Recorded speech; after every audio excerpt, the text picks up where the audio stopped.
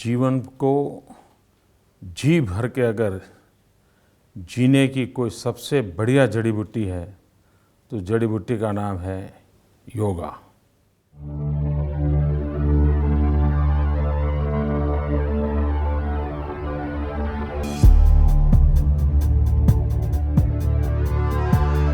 Yoga straddles the ancient and the modern. It opens the window to your own self, to your own spirit, to your own soul. Practiced by over 250 million people. Yoga for me is life-changing. Life-changing for some, lifestyle for others. It is today a multi-billion-dollar industry. योगी योग करेगा ऐसा नहीं, जो योग करेगा वही योगी हो जाएगा. And a growing global phenomenon. It's a path of intuitive awareness. Uniting people and nations. Yoga has become a symbol of harmony. June 21st, the International Day of Yoga, celebrates India's great gift to the world. आइए हम एक अंतर्राष्ट्रीय योग दिवस को आरंभ करने की दिशा में कार्य करें। मेरे जीवन में अगर जो कुछ भी है तो मैं मानता हूँ योग एक कैटलिटिक एजेंट के रूप में बहुत बड़ा रोल प्ले किया है। This is the story of yoga.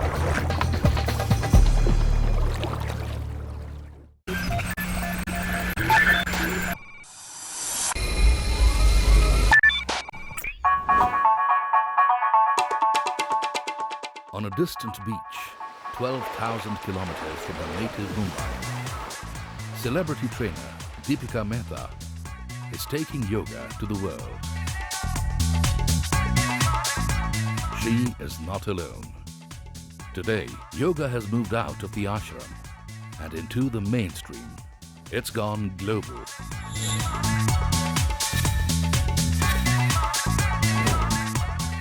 With superstar gurus and celebrity practitioners, this ancient Indian philosophy has transformed into a multi-billion-dollar worldwide phenomenon.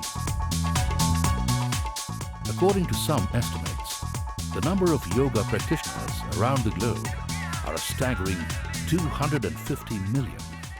But where and when did it all begin?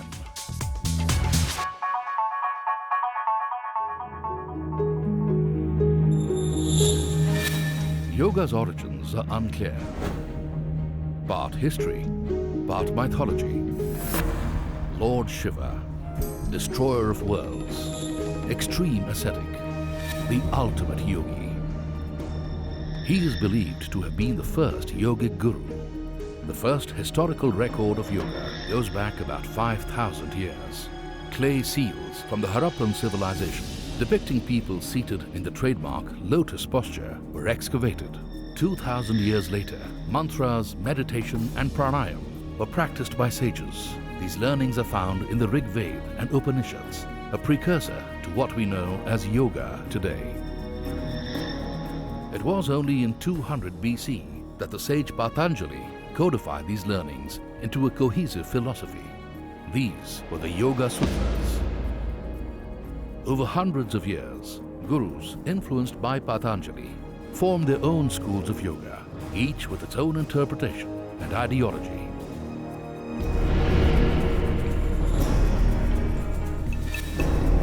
But who was Patanjali? The answer lies in Banaras.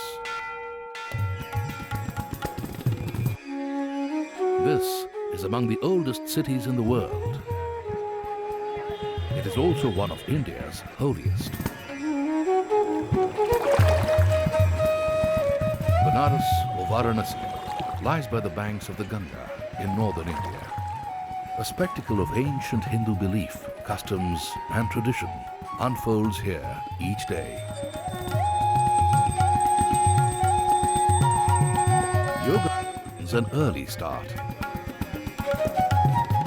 Even law enforcement gets into the act. In Banaras, yoga has been a way of life for centuries, and Patanjali is revered.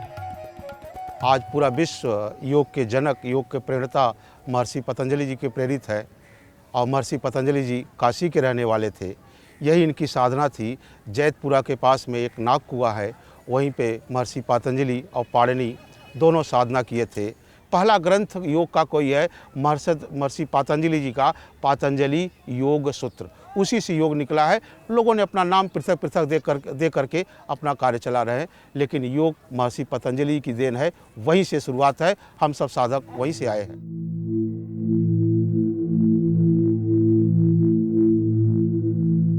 Patanjali is known as the father of yoga. He was born in Banaras. Patanjali compiled 195 sutras, or a set of rules. These sutras serve as a framework for integrating yoga into the routine of daily life, giving modern yoga its form and direction.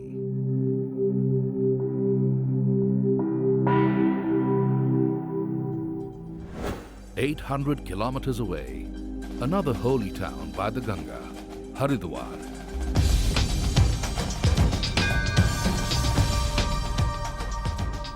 Here, maverick yoga guru and public figure Baba Ramdev keeps tradition alive at his Patanjali Yoga Center. योग के दो बड़े पहलू हैं। एक इसका शारीरिक पहलू है, दूसरा इसका वैचारिक पहलू है। तो वैचारिक पहलू पर वेदों में बहुत विशद वर्णन है। योग की पूरी फिलॉसफी, उसका दार्शनिक, वैचारिक, आध्यात्मिक पक्ष, और उसके बाद महर्षि पतंजलि ने उसको इतना बड़ा विस्तार दिया, ऐसा लगता है कि महर्षि पतंजलि योग के आदि और अंतिम पुरुष हैं। Patanjali may not have invented yoga, but he gave it its current form. While yoga flourishes, his life remains an enigma. Almost nothing is known about the man who codified yoga.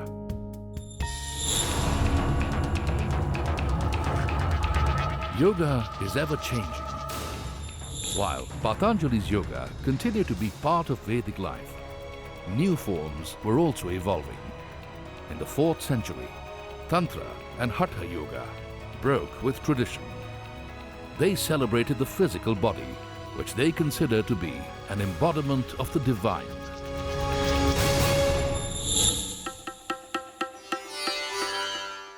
Modern-day gurus are adapting elements of Tantra and Hatha into their idea of yoga. At his yoga school in Delhi, Zubin Atre takes his students through various postures or asanas in a quest for harmony. It's merely a technique where you put your mind together, where you put your breath together, where you put your body together, where you put your spirit together. And once all these things are together, then you don't need anybody else to tell you what to do and where to put it. Over the centuries, the practice of yoga grew, but it was in the late 1800s, during the British Raj, that yoga experienced a turning point. Yoga gurus began to travel to the West. The mystic East now gained a new international audience, attracting new followers. One young man in particular sparked much interest. Born Narendranath Datta to an aristocratic Bengali family, Swami Vivekananda rose to become one of the most influential teachers of yoga and Hindu philosophy.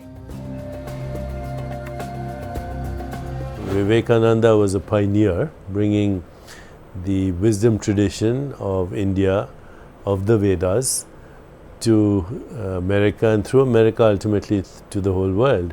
And yoga is one aspect of it. Sisters and brothers of America, it fills my heart with joy unspeakable to rise in response. 1893, Chicago's Parliament of Religions. Swami Vivekananda accepts an opportunity to represent India and Hinduism at the conference. And I thank you. His remarkable speech received a standing ovation.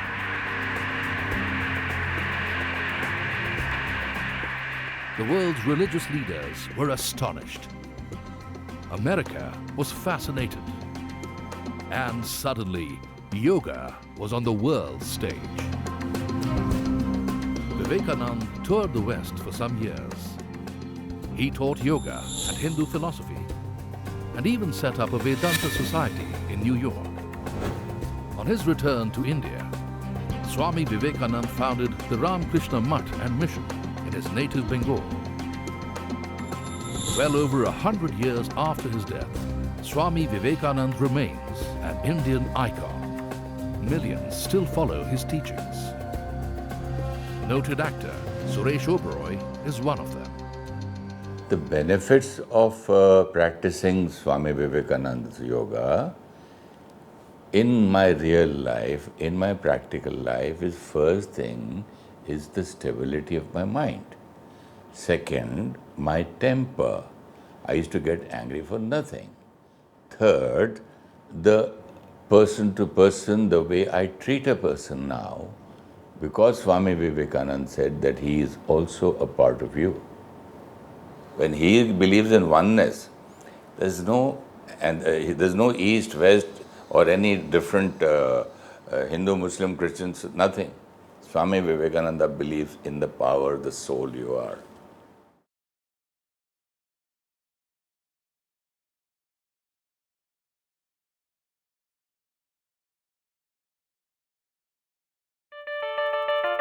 A 170 kilometers south of Chennai, on the southeastern coast of India, lies Puducherry, or Pondicherry as it was known.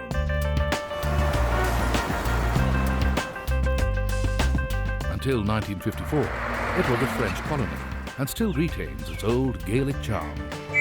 The town is also steeped in a strong spiritual and yogic tradition, since it was home to another exponent of yoga. Influenced by Swami Vivekananda, Sri Aurobindo, a nationalist and freedom fighter, turned to spiritualism in 1910. Fearing arrest by the British, he moved to Pondicherry, then under French rule.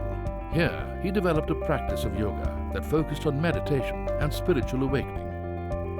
It was called integral yoga. When Sri Aurobindo came here, gradually people started coming. They were influenced by him. Some of them in the beginning thought of him as a great political leader, some of them as a great poet, some of them as a literary person. And gradually the sense of a spiritual master emerged. Aurobindo's dream was to create an ashram that helped disciples transcend worldliness and experience unity with the divine. In 1920, he met his spiritual partner, Mira Alfassa, a French national, one of the first Western devotees to join him. On 24th November 1926, he retired into seclusion to continue his personal spiritual journey. Mira Alfassa, known by this time as the Mother, took full charge of the ashram. The liberation of man from the boundaries of his own ignorance, from the limitations of his own personality, it should be possible for man to live at a deeper layer of his being. And that process he called yoga. Under the Mother's guidance, the Sri Aurobindo ashram grew from about 24 disciples into a large, diversified community with almost 1,200 members today. Yoga remains central to the ashram's activities and beyond. Just 6 kilometers north of Puducherry is Auroville, a remarkable urban experiment, a realization of the Mother's vision. About 50,000 people from over 49 different nationalities live and work here. Founded in 1968, Auroville may seem at first glance like a sleepy retreat, but it's vibrant, cosmopolitan and modern.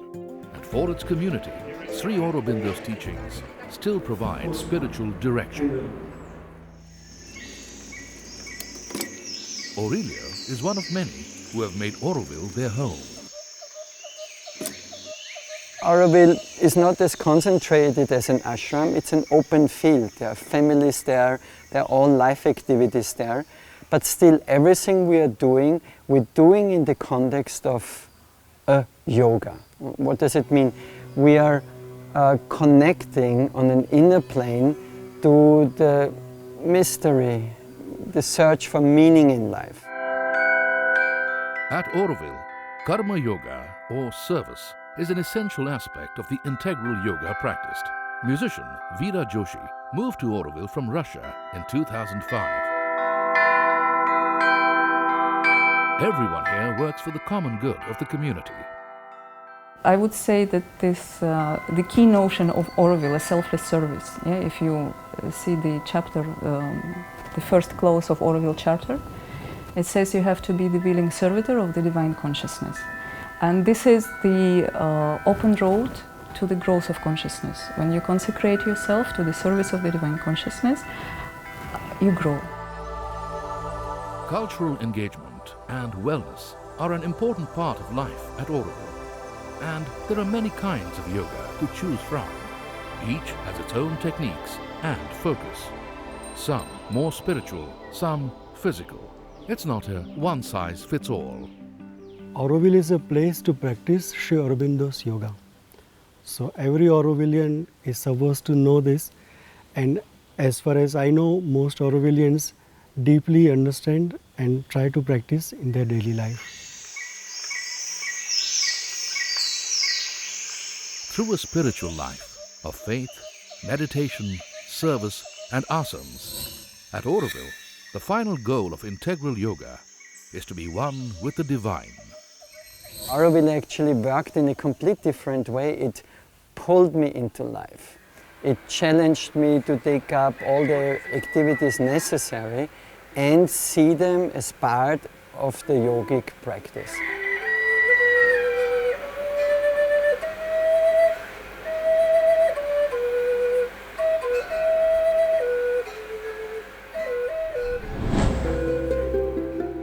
In 1927, shortly after the mother had joined Sri Aurobindo, Eugene Peterson arrived in India, a Russian dancer and stage actress. Eugene, under the stage name Indra Devi, became a rising star in Indian films. In 1930, she met Guru Krishnamacharya and became his student, a pioneer in the field of yoga. Indra Devi was the first Westerner to teach yoga asanas in India.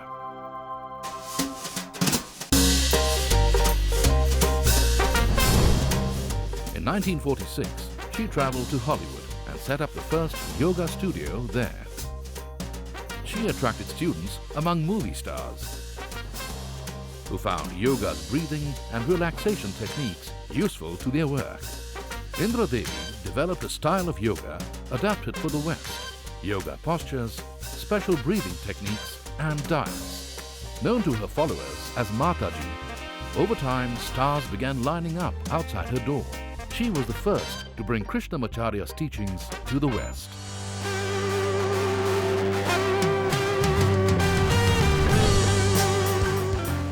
The 60s were a time of change. Delusion with the Vietnam War created the peace movement. It was a time for new ideas, spiritual awakening, and freedom from cultural prejudice. During this period, many new gurus came to the United States in droves. Yoga found unlikely ambassadors in a rock and roll band that was making waves in the West. The Beatles had taken the world by storm, and they were quite taken by Maharishi Mahesh Yogi, the founder of Transcendental Meditation. By the 1970s, more than 5 million people practiced his brand of yoga. There was a mindset associated with the hippies. It was the music of the Beatles, it was yoga, it was the feminist movement, it was Greenpeace, it was the anti-Vietnam War movement, and therefore you said the beginning of the peace movement. So the 60s was the birth of what I feel is an ongoing process that has not ended yet. Eager for new experiences, the flower power generation of the 60s embraced Eastern philosophies. Yoga's popularity was rising. There were only a handful of yoga schools in America then. There are thousands now. But the idea of yoga was often more attractive to the West than the true discipline and practice of it. India began to attract all sorts. Some came looking for salvation, others for their own distorted version of spirituality. They came to experience the new and exotic. What drove them to India in hordes was this belief that this is a magical land This is the mother of all civilizations. And it has in its bylanes, in the crevices of India, there may be existing some wise man who will provide them with that recipe, which will give them what they have been searching for, is eternal bliss and permanent happiness.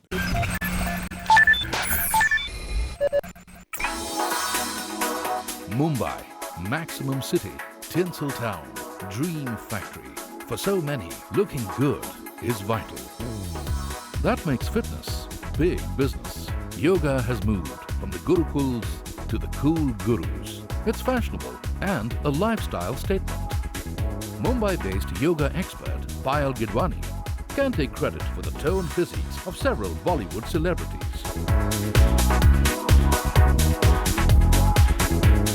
These Bollywood stars have really made it very trendy. And knowing, the layman will follow the stars. They are big celebrities.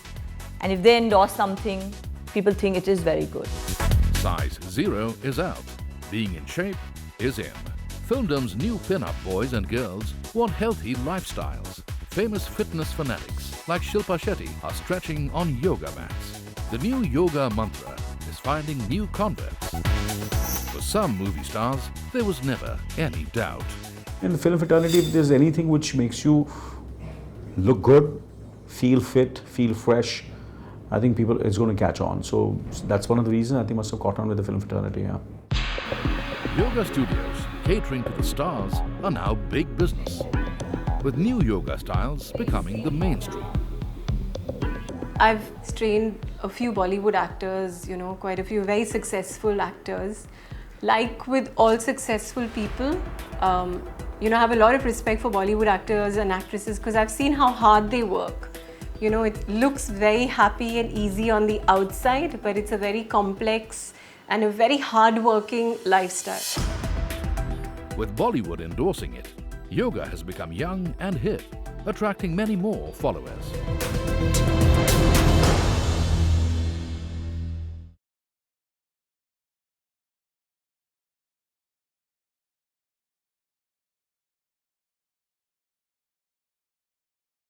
आपका मन मंदिर आपका एक vehicle है, वो अगर सज्ज नहीं रखोगे तो आप अपनी इच्छाएं भी पूरी नहीं कर सकते।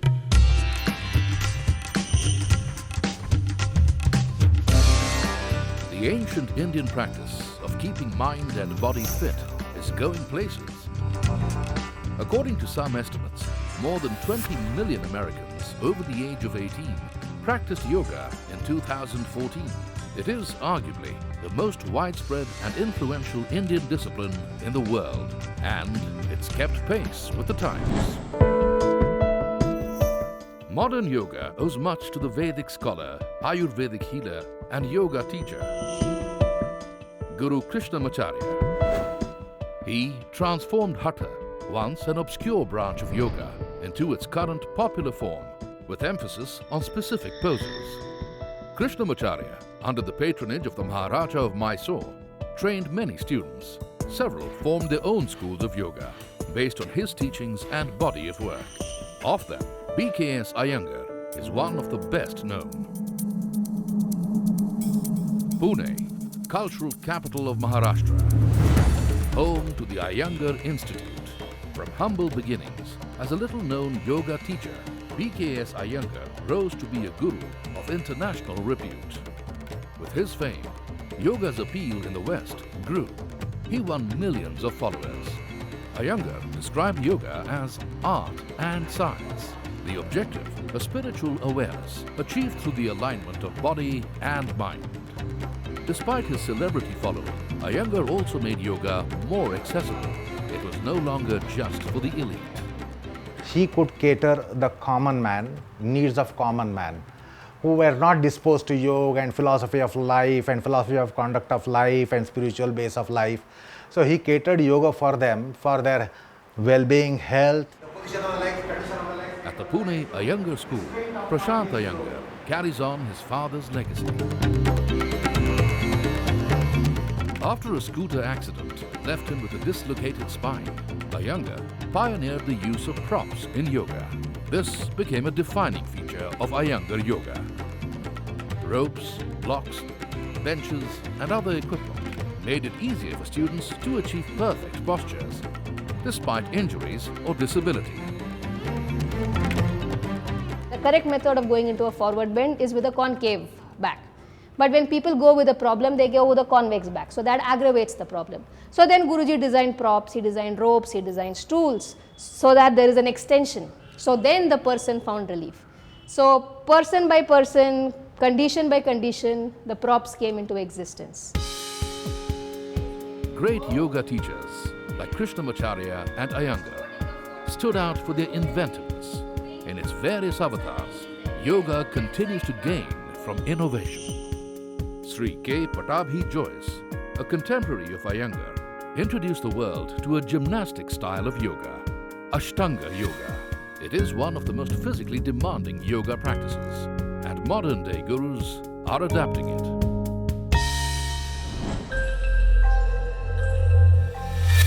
For New Age guru Bharat Thakur, yoga provides practical fitness solutions for modern lifestyles.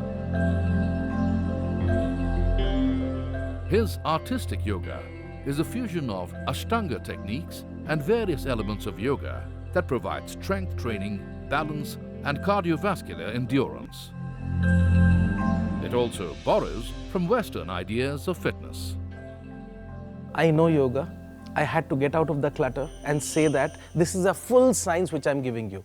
In my classes, you can get asana, pranayam, kriya, bandh, mudra, meditation. We have beginners program, we have basic program, we have advanced level practitioners. Simple way to know that what is a grass and a tree is very simple. Are you progressing? As a human being, do you see a qualitative difference in your lifestyle? Unlike traditional schools of yoga, where the same asanas are repeated daily, artistic yoga classes are unique.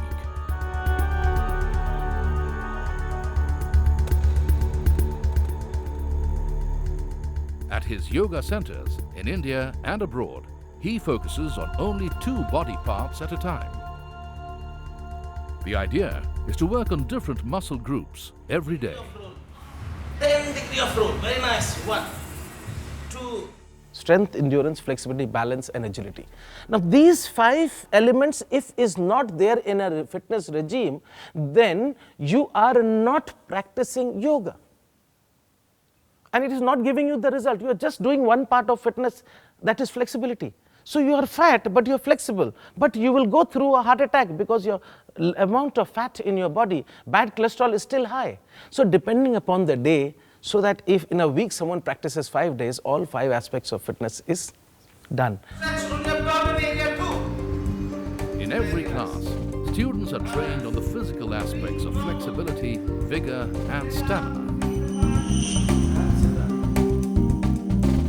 while the spiritual side is developed through meditation. Artistic yoga today is a global enterprise with A-list clients, over 200 centers and thousands of students worldwide.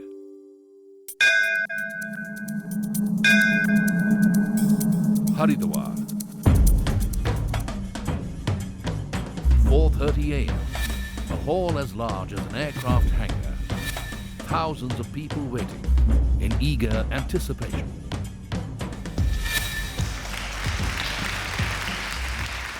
Suddenly, a cheer goes up.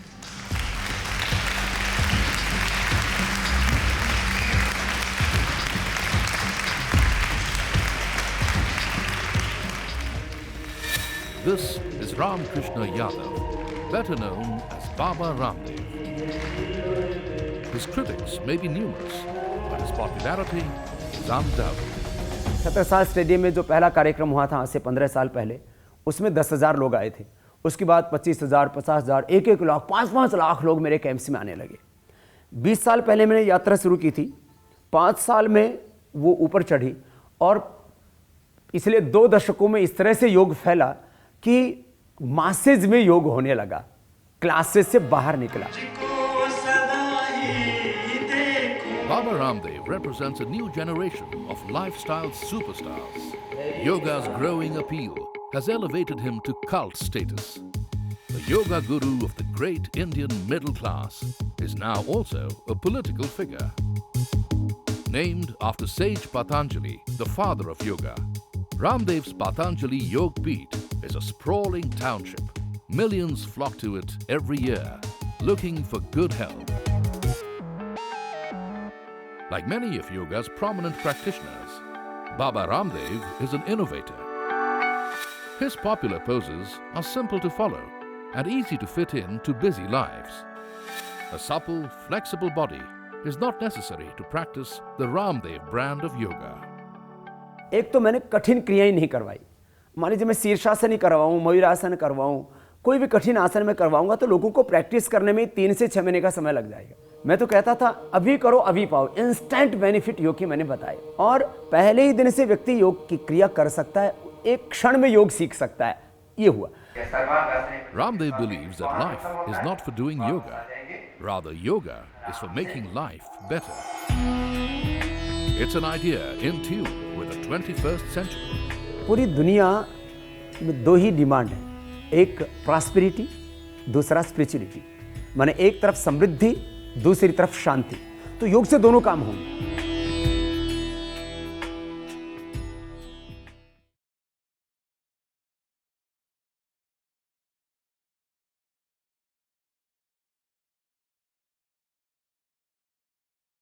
आसन ये ultimate yoga नहीं है। पूर्णता की ओर जाने के लिए एक छोटा सा सेतु है। खुद में खोने का एक अवसर देता है योग।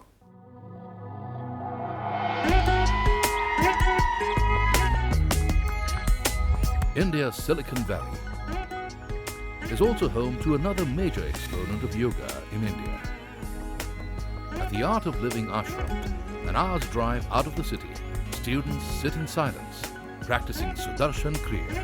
Hands on your knees, palms open to the sky. This is a breathing technique developed by Sri Sri Ravi Shankar.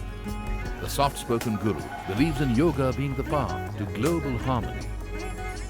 In the early 80s and 90s, when there was so much prejudice about yoga, I started calling the Art of Living, which had a little bit of yoga exercise, breathing, meditation, everything. That name was more acceptable for people. The focus is on breathing techniques that calm the mind and improve self-confidence. Slowly bring your hands down. We have retained the basics, but we have given a presentation, we have done it very different manner. And there are certain new things also we have adopted. So I always believe in the combination of ancient and modern. The main philosophy behind the art of living is building a peaceful world by reducing stress and anxiety. An overworked generation took to it immediately.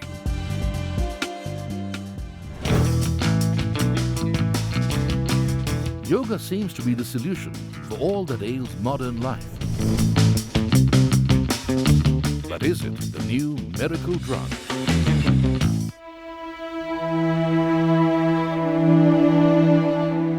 In 1997, after a near-fatal accident, doctors told Deepika Mehta that she would never walk again.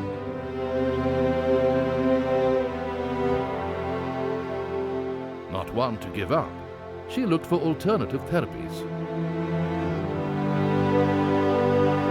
I started yoga in 2002 because I had a very bad rock climbing accident. I fell from 40 feet. I was told I might not walk ever again, and I really feel like yoga saved my life, which is why I'm so passionate about teaching this practice, and I'm so passionate about this way of living. Today, Deepika teaches yoga to help others make a difference to their lives. The popularity of yoga has led to a growing scientific interest in the field. One of the foremost cardiologists in the country, Dr. Naresh Trehan, swears by the virtues of yoga. Is this the only exercise which actually exercises your internal organs? So whether it's your thyroid, whether it's your pituitary, whether it's your liver, pancreas, kidneys, intestines, all of them actually with different asanas actually can be exercised. At the Medanta Hospital in Gurgaon, he encourages patients to make yoga an integral part of their daily lives. I know the virtues of yoga, how it actually is one of the only things you do which does so many things for your body, for not only for the moment but for long term. Nivedita Joshi, at 15 years of age, was stricken by debilitating slip disc cervical spondylosis. She suffered chronic pain and had been in a wheelchair for close to 12 years.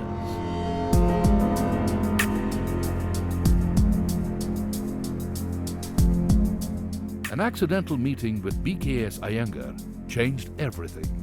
Yoga helped her to reclaim her life. His improvisation of the props gave me the courage and hope that I can do it, because I remember 12th day of my working with him.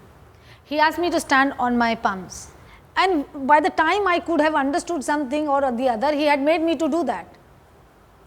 When I did the first time after 12 long years, the 12th day of my practice with him, I got my confidence back. I suddenly realized, oh God, my limbs can work.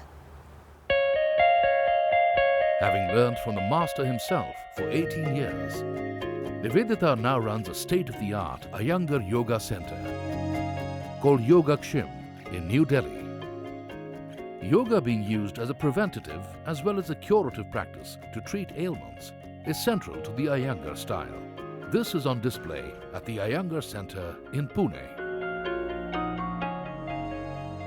For some, yoga is a means to physical health, while others practice it in the hope of achieving spiritual salvation.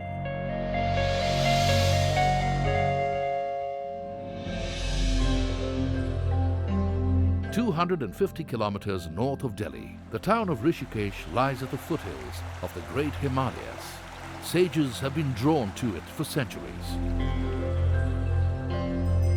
It is also an important center for yoga. One of the greatest yoga masters of the 20th century, Swami Sivanand, founded the Divine Life Society in 1936.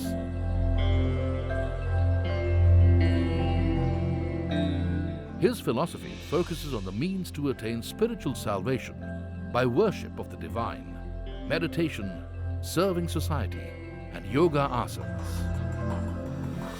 Swami Atmanand came from Canada 40 years ago and became fascinated enough with Swami Sivanand's teachings to spend his life at the ashram.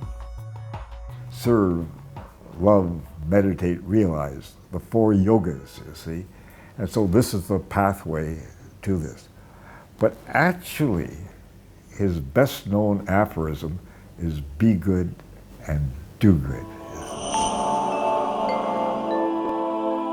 At their Delhi center, students are taking part in a yoga and meditation session. Today, there are close to 60 Sivananda ashrams and centers like this one all around the world.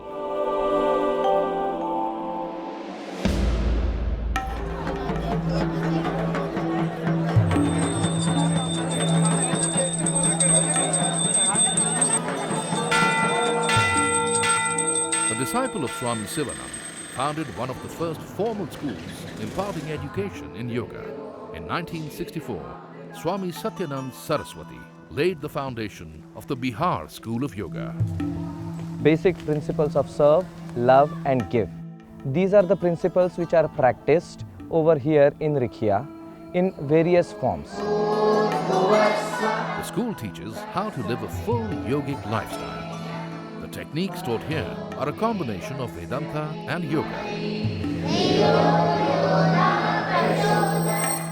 Though Satyananda Yoga incorporates traditional postures, breathing and meditation, asanas are rarely practiced. Instead, the emphasis is on work for the common good, or karma yoga and meditation. The Bihar School of Yoga stresses on a holistic approach. The focus is on molding the mind and the body in an ancient Gurukul-like setting.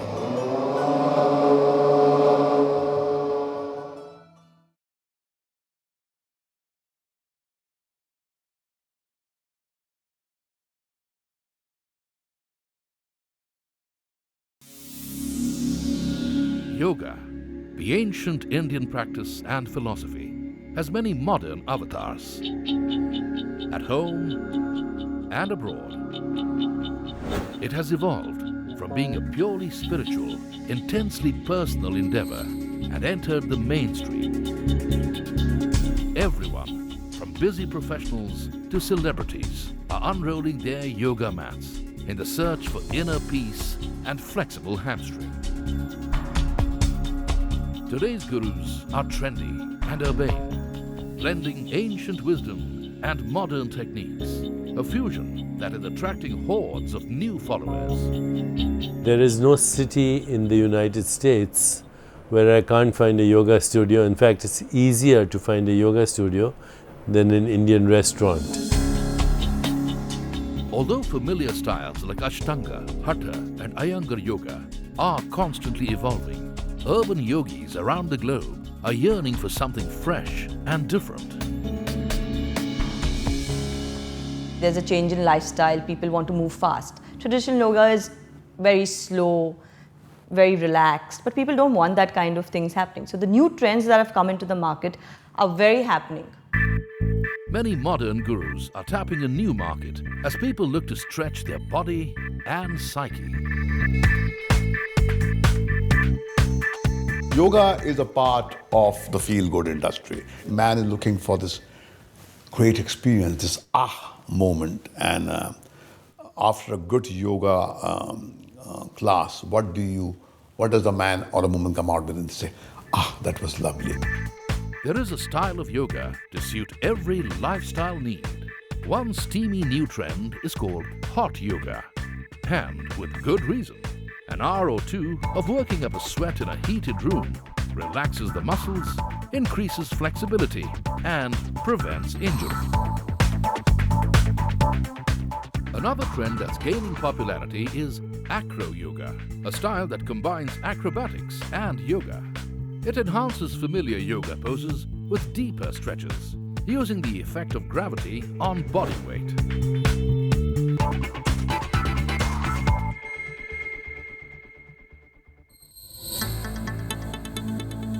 Another hybrid form of Iyengar Yoga, pole yoga, focuses on teaching yoga asanas with support to hold steady.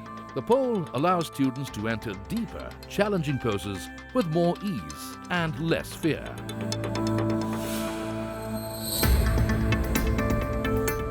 Aerial yoga or anti-gravity yoga involves performing a series of asanas in a hammock-like apparatus for a full body workout. This is known to improve flexibility, core strength, and body alignment. New trends continue to evolve, but are they successful in bringing new followers into the fold? I feel whatever it is that is getting the young people to start practicing is good. Whether it's Bikram yoga or it's, like I said, power yoga or this yoga or that yoga, eventually they will be gravitated towards learning more traditional styles and going deeper. A few gurus, though, don't consider these new trends to be yoga. They are using the physical. It is basically for the mind, by the mind, of the mind. Now the mind exists in the body, so you have to use the body as an instrument. But you cannot use the body as the main wheel of that. Whatever the purists believe, new yoga trends are here to stay. The styles might change, but the core ideology of yoga remains the same.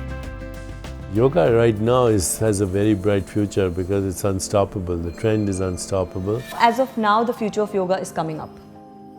Adapted by the West, we are getting it back. It's caught on with the youth, which is great. So anything which catches on with the youth is always there's obviously it has a great future. Yeah. I see yoga will be the language of the next generation, next century.